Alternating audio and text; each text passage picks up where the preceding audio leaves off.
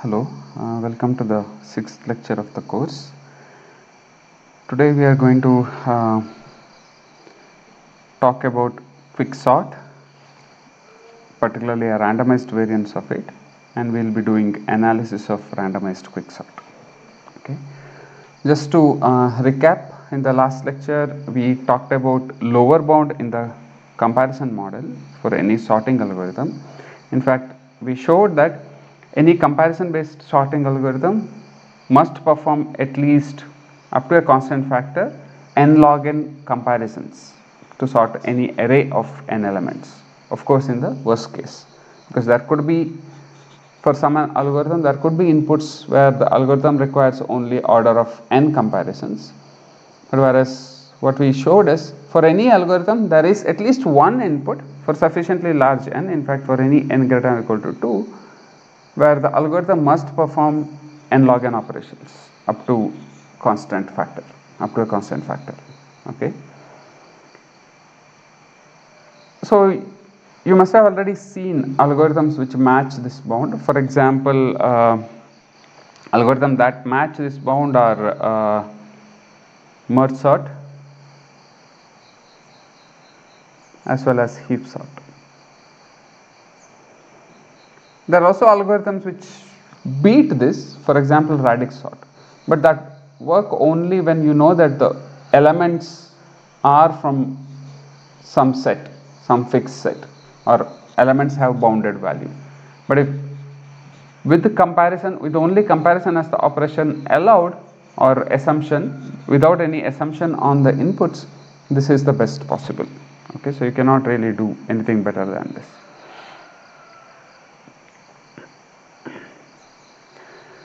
So today's lecture we will focus on one of the simplest, perhaps one of the simplest algorithms, which we call as quicksort. Okay, so just all of you must have seen quicksort. I'll just quickly recap the algorithm. Okay, write it in easily readable terms, not as a program.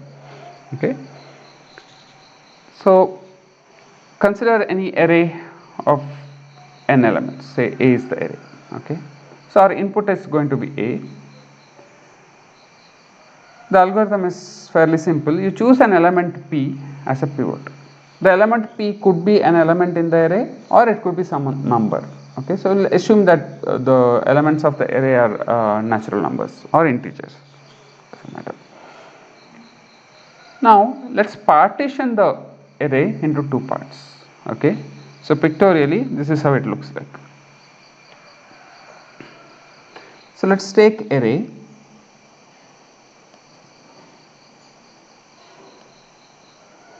Let's partition into two parts. So L be the part of the array where you collect from A elements that are less than P. So this is less than P, this is greater than P. Okay. Then M is the portion which is equal to P.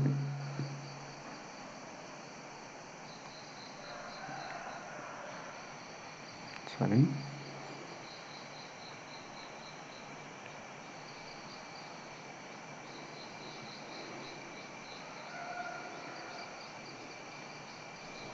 So let's draw it accordingly.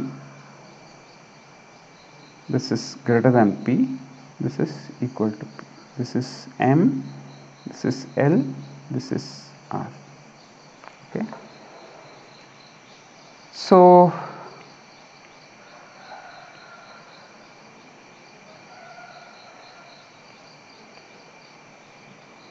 this is L. Okay. Now we recursively sort L as well as M. Okay, sorry, as well as R, not M. So recursively sort R and recursively sort L. You just place them here along with me.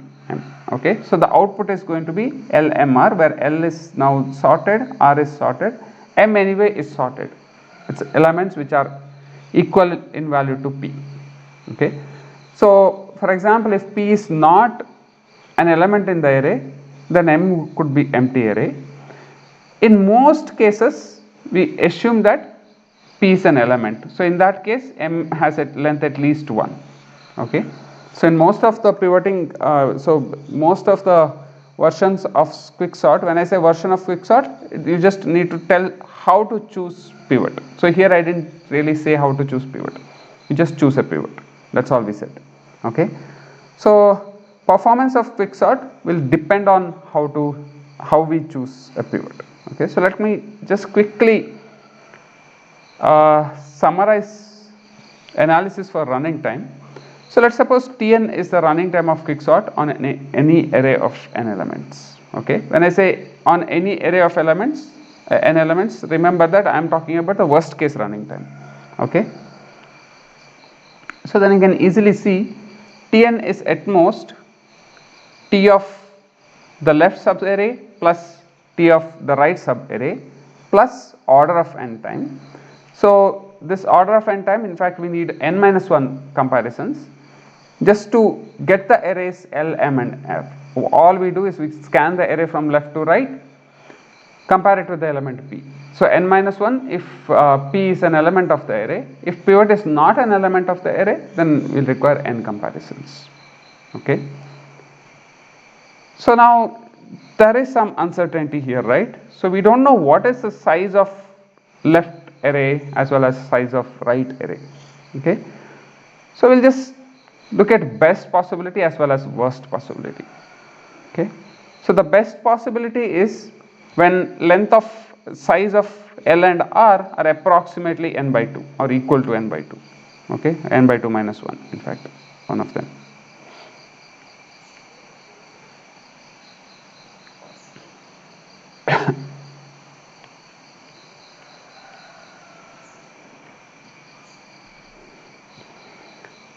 So by applying master theorem, you can see that this solves to order of n log n. The worst possibility is one of them is completely skewed, that is, say size of L or size of R is 0. In that case, this becomes T of n is less or equal to T of n minus 1 plus order of n. We know that by unwinding the recursion, we get the solution as T of n is order of n square. In fact, it will be theta of n square. Okay, so this in fact will be theta of n square. So this is when, so there is a problem here, right, in my statement. When I say best possibility, worst possibility, I didn't even talk about how to choose pivot. Okay, so let's say we always choose pivot as a first element. So in this case, the statement holds. I hope all of you agree with me on this. Because if you are choosing pivot as the first element, now the worst case possibility will be you have a sorted array, in which case L will always be 0. Okay, so cardinality of L will always be 0. So hence the worst case running time will hold. Now if you choose middle element of as a pivot, even then you can come up with an array where the middle element, every time you subdivide the array, the middle element is going to be minimum element. It's a bit non-trivial to construct such an example, but it's not impossible. Similarly, if you have any other deterministic procedure for choosing a pivot, you can always come up with such an array where one side is completely empty. Okay, so yeah, I will not really go into the details of it. Okay, so let me just formally state what I meant. Yeah, so can we choose a pivot so that we can always have the best possibility? Well, I said any deterministic choice, but that does not cover everything. With some extra work you can always choose. So choosing the element of rank n by 2 as the pivot will always ensure that as a pivot and at every level of the recursion will always ensure that the arrays, subarrays are balanced, that is L and R are balanced. Okay, but then there is a catch into this. So this requires more work.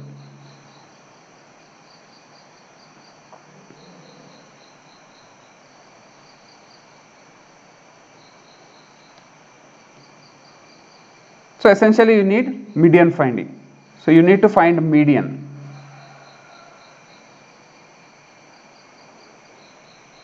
So in other words, my statement that if you have any deterministic procedure, I meant a procedure which is a fairly simple way of picking a pivot without doing any extra computation. In fact, without doing any comparison. But if you are willing to do extra work, okay, so for example, if you can run median finding algorithm, okay, and in fact there are linear time median finding algorithms, then you can certainly ensure that the array is balanced. But then there is one catch here, okay. So that, I mean, you might as well tell, then why can't I just consider that as quicksort, that as my pivoting rule and be done with it. Problem is, so the reason why the name quicksort is given is for the amount of work it does, that is the minimum amount of comparisons that it does, okay.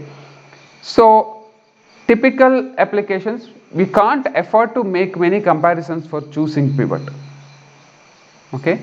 So that's the reason why usually such pivotings are not considered. So such pivotings are expensive.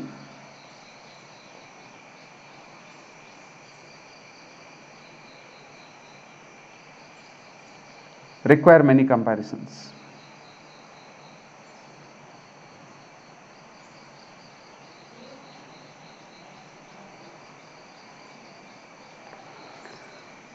So the reason the algorithm quicksort was given that name was because it's essentially very fast, okay. On most of the practically occurring instances or most of the arrays, it just works fairly fast, okay. The reason being, choosing pivot does not require any comparison. Then you require n-1 comparisons to separate the array into L, M and R and then sort it recursively, okay.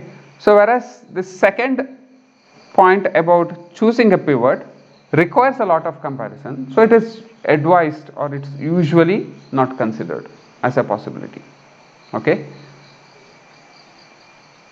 So the statement about the worst running here holds fine.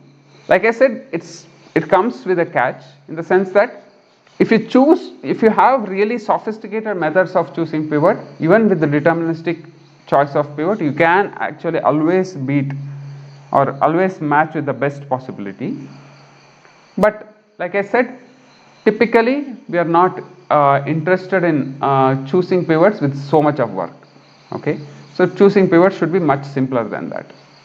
It should be like, okay, choose index I, that should be fine, okay. You don't really go anywhere, you just choose index I or choose a middle element, whatever, okay. So in today's lecture, we are going to consider a slight variant of quicksort where choosing pivot is not deterministic anymore. Yeah, so we are going to consider randomized quicksort where the pivot is chosen uniformly at random. So basically, if you have an n element array, you throw a dice with n sides, okay, pick a value. So uniformly at random, we pick a value between 1 to n. Choose that element, say I is the value gotten, choose that element as a pivot. So that is, each element in the array is chosen as a pivot with the probability 1 by n. Okay. So now that's a version of quicksort. So how does it work? So you choose a pivot uniformly at random and then subdivide the array into left, middle and right portions and recursively sort the left portion, recursively sort the right portion.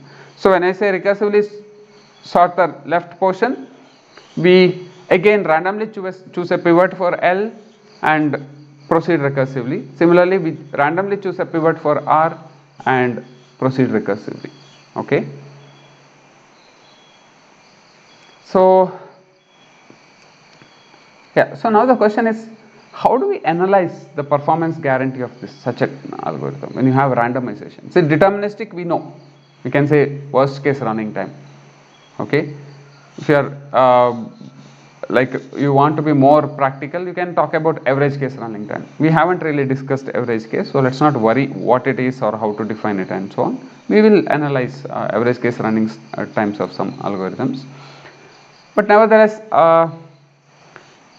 let's now focus on randomized algorithms.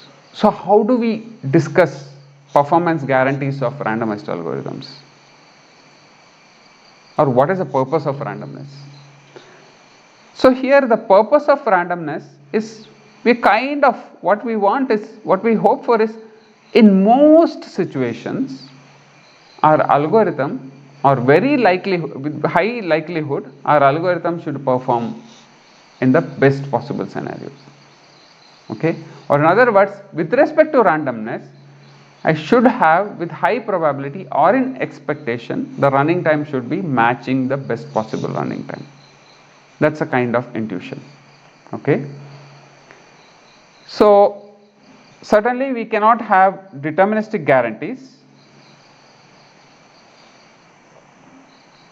So we should be making statements either in expectation or with high probability. So those who haven't heard these terms, don't worry, I'll be briefly brushing upon basic notions of probability that is required for analyzing algorithms. Okay, and then we'll use it to analyze randomized quicksort. Okay, so we'll just quickly brush upon basics of probability. Okay, very basic stuff here, whatever we need for this course. So yeah, so let's just consider the following random experiment. Okay, so let's consider a 6-sided dice. Suppose we have 2 of them. Suppose we throw them independently. Okay, so we are going to look at the outcomes. So let's just, so with this example, I'll give you some definitions, the basic definitions that are required. Okay, so an elementary event is a possible outcome. Okay, so possible outcome of the experiment. So in the case of dice, it's basically the pair of values seen in the dice. So 1, 1, 2, 6, 6. So there are 36 pairs. Okay, so a sample space is set of all possible outcomes, that is set of all possible elementary events. Okay, we'll denote it by S in most cases. Okay, for this dice example, throwing 2 dice, there are 36 outcomes, namely 1, 1, so indicating the first dice shows up 1, second die shows up 1. So here first die shows up 1, second die shows up 2, first die shows up 2, second die shows up 1, and so on up to 6, 6. Okay, so there are 36 possible elementary events. So when I say for a random experiment, the sample space is set of all possible outcomes or set of all possible elementary events. Okay, now along with the sample space, the random experiment also associates a probability measure. Okay, so we'll denote it by P, sometimes PR, a non-negative real value from in the interval 0, 1, denoted by P, associated with every element in the sample space. So for example, 1, 1 has a probability value, 1, 2 has a probability value, 2, 1 is a probability value. Okay, but the condition being sum of the probabilities over all elements in the sample space should sum to 1. The sum should be 1. Okay, so in the dice example, you can see that any of these outcomes are equally likely. Okay, so there are 36 possible outcomes. So when I say any of them is equally likely, so the probability of any event here is 1 by 36. Okay, so I mean, to be simpler, so if you just throw 1 die, right, so there are 6 sides, so the probability of, or I mean the assumption is any of the sides will come up equally likely. That is, probability of say 3 showing up is 1 by 6, probability of 4 showing up is 1 by 6. So together if you add all these 6 values, they add up to 1. Okay, so such distributions are called uniform distributions. Okay, so yeah, so this probability measure for the corresponding random experiment is actually uniform distribution. So let's not worry about those notions right now, so we don't really need it. Okay, yeah, so I hope these notions are clear. Now we will define one of the most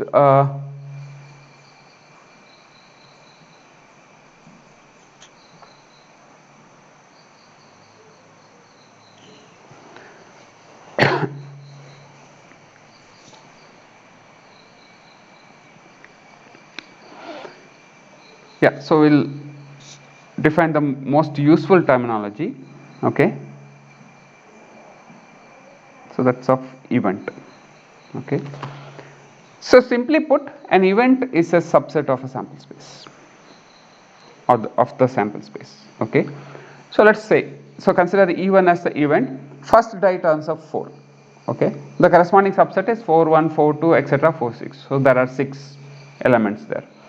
E2 be the event that sum of the values is 5, so you just add up the values of the 2 dice. Okay, so the corresponding subset will be 1 4 2 3 3 2 4 1. There are 4 possibilities. Okay, now with every element event, okay, that is every subset, we can associate probability. Okay, so probability of an event denoted by PR of E, sorry, where E is an event,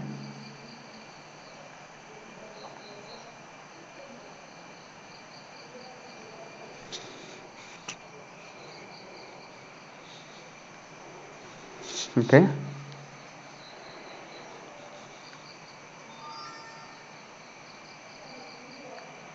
is the sum of probabilities of the elementary events in it.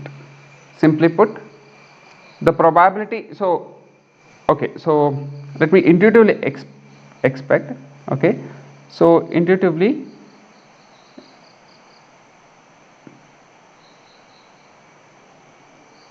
probability of event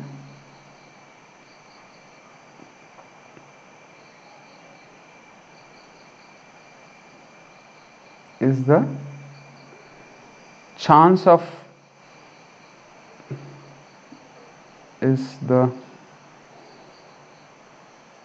that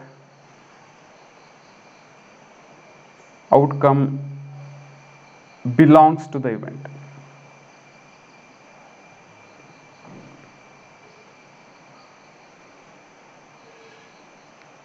Okay, so this is an intuitive definition, but the formal definition is sum of the probabilities. So for the example, so for E1, so there were 6 elements. We know that for each element the likelihood is equally likely, right? 1 by 6 1 by 6 1 by 6, so they add up to 6 by, sorry, not 1 by 6, 1 by 36, sorry, this is 1 by 36, each of them is 1 by 36. There are 36 events here, so 36 events in the sample space, each one comes to the probability 1 by 36, so 1 by 36 1 by 36 added 6 times, so this becomes 1 by 6. So probability of E2 in a similar vein, 1 by 36 1 by 36 4 times, so this is 4 by 36 1 by 9. Okay, yeah, so apart from an event, many a times it comes handy to associate functions with the sample space. Okay, a random variable is essentially a function from the sample space to reals or integers or any domain of your interest. Okay, where you can add, multiply and so on. Yeah, so usually random variables are associated with random experiments. So with the experiment that we have mentioned, that is throwing through two dice independently, so x be the, say, sum of the values of the dice. There are 2 dice, you take their sum. So what are the possible sum values? Minimum is 2, maximum is 12. So minimum values taken by both the dice is at least 1, maximum is at most 6. Okay, so for the random variable x, the value ranges from 2 to 12. Yeah. Okay, so now for a random variable we can define events of this form. Okay, so events on random variable.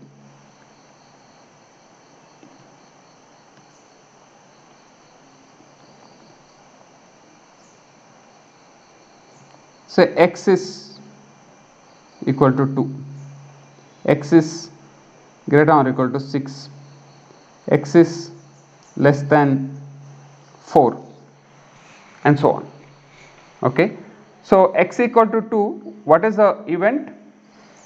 So how do they look like? So 1 comma 1, this is the only possible outcome. X greater than 6, there are lots of possibilities. So 2, 4, sorry, let me remove. So greater than or equal to 6, so it is 1, 5, 1, 6, 2, 4, 2, 5, 2, 6, and so on. 3, 3, 3, 4, and so on. Okay, so I'll leave it you to see how many elementary events are contained in this. So similarly, x less than 4, the corresponding event will be 1, 1, 1, 2, 2, 1, that's it, right? Is there anything more? No, there are only 3 elementary events. Okay, so if you put such conditions on the random variable, it becomes an event. Okay, so events based on the random variable, see, it depends on the random variable. Okay, so some random variable it's not just equal to or greater than or less than, there could be other possibilities possible. Okay, you can combine any of these. Say x is greater than 6 and less than 8. Okay, so that is one event. Okay, so usually with random variables we will be associating events with them. Okay, and a random variable could be much more sophisticated function. It need not be just sum of values, could be product, could be a polynomial evaluated at this value, whatever is of your choice. Okay, now we want to associate a number with any random variable. Okay, so for that purpose, I mean it is necessary that random variable takes either reals or integers or any set which behaves, say, rationals. That's also fine. Okay, complex numbers, it's not really good because we cannot well, it is fine, but for our purpose it won't serve. Okay, so yeah, so we'll assume that random variables either take integers, real numbers, or rational numbers. Okay, so yeah, so another example of a random variable is here. Say y is a random variable which is a maximum of the two outcomes. Okay, so if the dice is 1, 6, then 6 is the maximum. Dice shows up 2, 4, then 4 is the maximum. Of dice shows up 4, 1, then 4 is the maximum. Okay, and so on. So these two are our examples. We'll be using them. So with every random variable we associate a number, what we call as expected value of a random variable. Okay, so for a random variable x, the expected value, no values here, it's defined uniquely. So the expected value denoted by, so this is a notation, okay, e of x is the weighted average of its values. Okay, summation e in s xe plus p. So remember that, I mean, the whole probability that we are going to discuss are for discrete sample space. Okay, so that's the reason why we use summation. So E in S, summation xe times p. So let's look at the examples. Okay, so for the example 1, that is x, what was x? X is a sum of the values of the dice. Okay, so you can simply write, so I, j ranging from 1 to 6. Okay, so all possible outcomes. Okay, so what is the function here? Sum is the function here. Okay, so the value is I plus j, but what is the probability? 1 by 36. So this becomes 1 by 36 into, so 2 as a sum occurs only once, 3 as a sum occurs twice, 4 as a sum occurs thrice, 5 as a sum occurs 4 times, 6 as a sum occurs 5 times, 7 as a sum occurs 6 times, 8 as a sum occurs 5 times, 9 as 4, 10 as 3, 11 as 2, and 12 as once. Okay, so total this adds up to 256, and probability of each event is 1 by 36, right? So it's 252 by 36, which is equal to 7. Okay, I'll leave it as an exercise for you to compute the expected value of the random variable y. Okay, just simply follow the definition, you should be able to get it. Okay, so look at this definition. So this is the definition of expected value.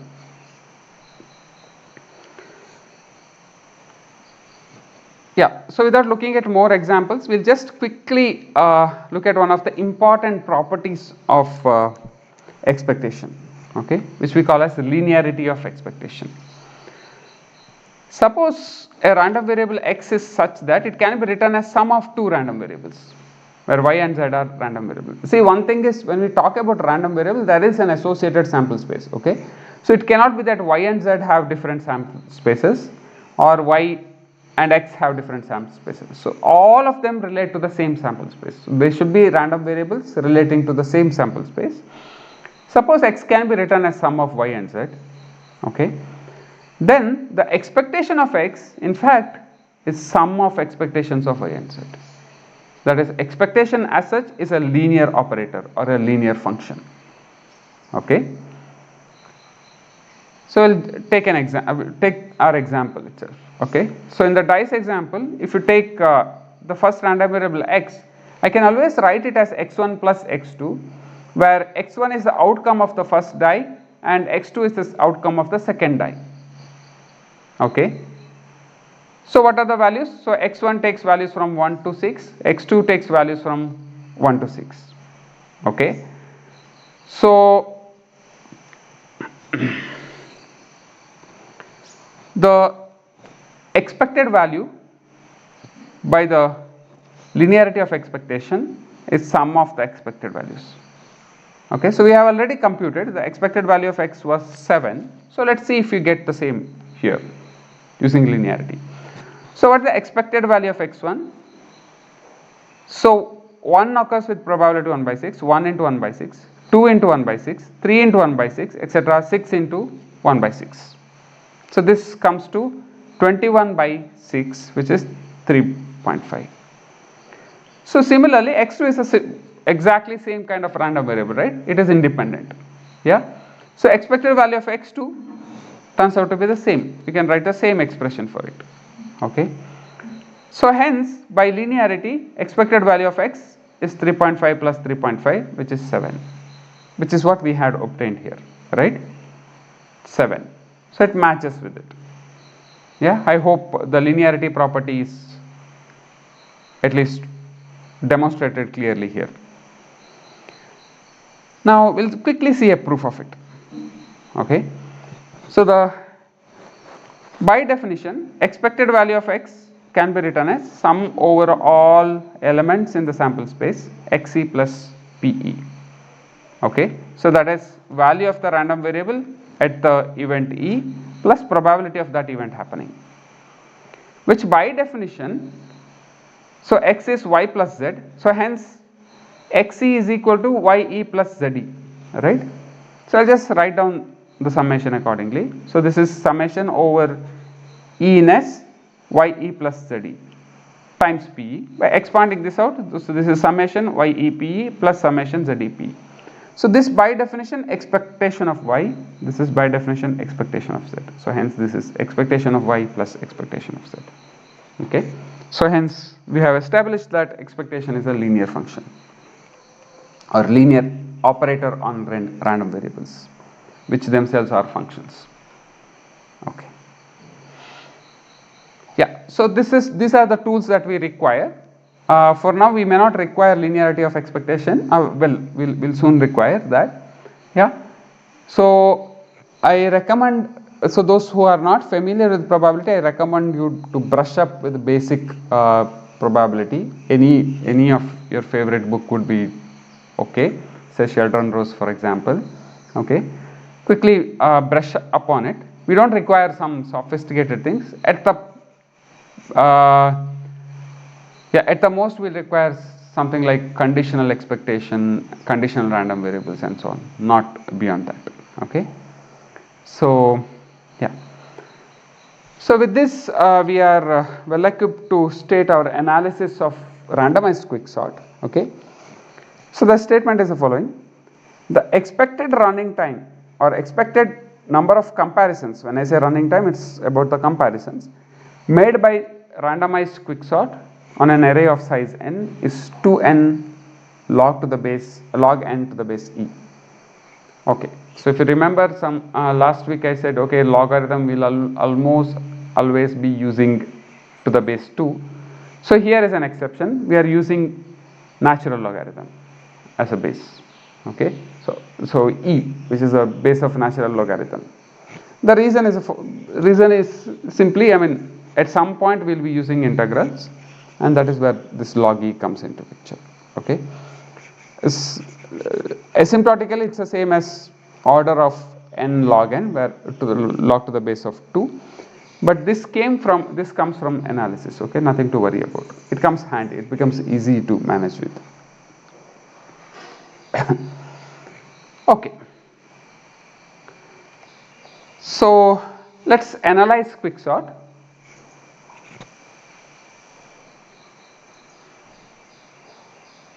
Okay. So let's fix an array of A of n elements. So fix an array A of n elements. It really does not matter. Our argument works for any array. Okay. So T of n be the expected running time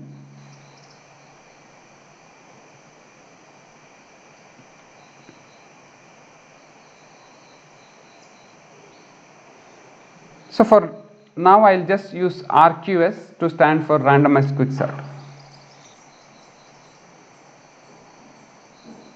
Randomized quicksort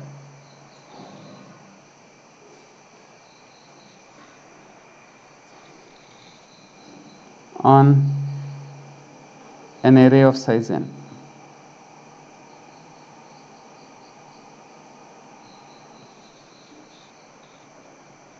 Okay, sorry.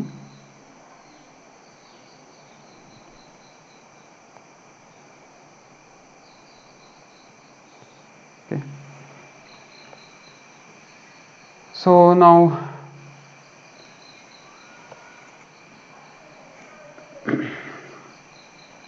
so how do we estimate T of n? Okay. So remember from our analysis, right? So T of n, less than or equal to T of length of L plus T of length of R plus some constant. I'll just write it as n minus 1. Okay. Assuming that the pivot is an array element, you require only n minus 1 comparisons, right? So we'll just keep it as that. Okay. So this is length of R. Okay.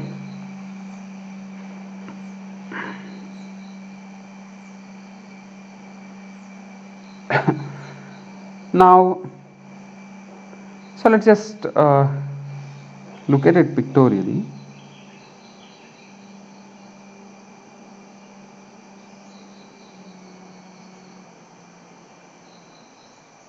See, for simplicity of analysis, let's assume all elements are distinct. Okay, so if elements repeat, then it's slightly easier. Okay, so for example, element say 100 repeats 10 times, right? If you choose that as a pivot, I mean you are reducing the array size by 100, or or say 10 times. 10 times we said, right? So you will be reducing the size by 10. So n goes to n minus 10. So let's not worry about that. Okay, that's not really, that won't affect our analysis anyhow. Okay, if at all, it will only improve our running time. Okay, otherwise it's not going to hurt. So we'll assume that all elements are distinct. Now, so we are going to get L and R. Okay, so what are the possible sizes for L and R? So let's write.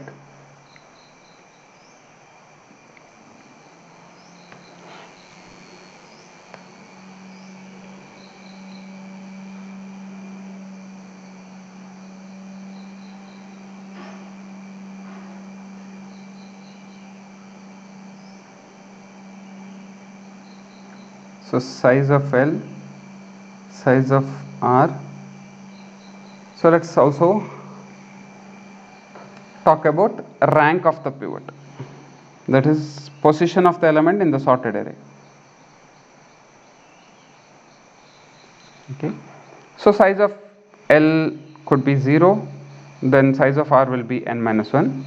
So it's basically one element pivot excluded.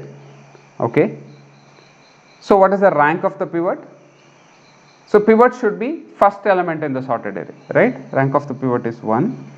Size of L is 1. This must be n minus 2 then. What is the rank of the pivot? 2. Okay. So this is n by 2. I am assuming n is even for now. I mean, it really does not matter. You can take ceiling or floor. Then this will be n by 2 minus 1. What should be the rank of the pivot?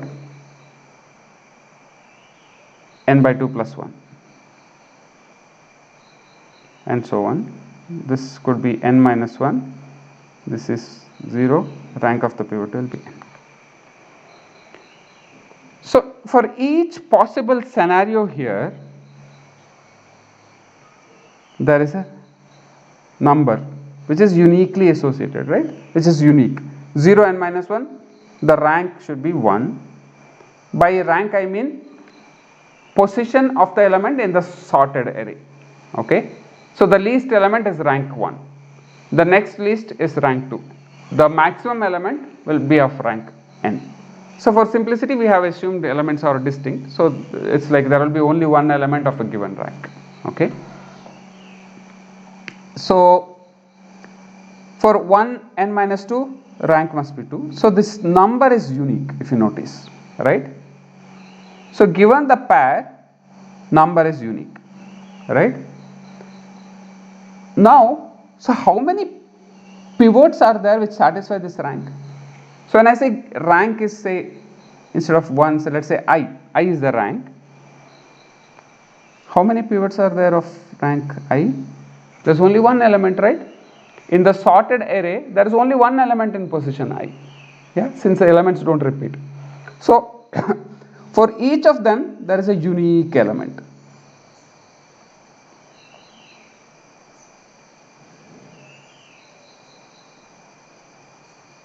In the array, right?